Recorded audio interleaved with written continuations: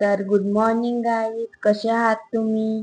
तर माझी मॉर्निंगची सुरुवात झाली आहे चहापासून.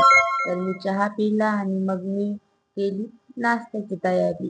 तर आज मी पोळी आणि भातला मिक्स करून बनवलेलं होतं आणि मग केली मी छान पूजा. आणि मग मी म्हटलं ठेवते आता कपडे घरी करून. तर तेव्हाच मला कॉल आला आणि मला माहित पडलं की माझ्या घरी येणार आहे रोशन भजनकर.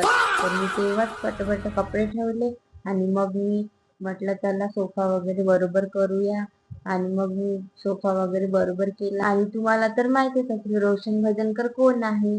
रोशन भजनकर बिग बॉस मध्ये जाऊन आले आहे मराठीच्या. आणि ते एक बॉडी बिल्डर पण आहे.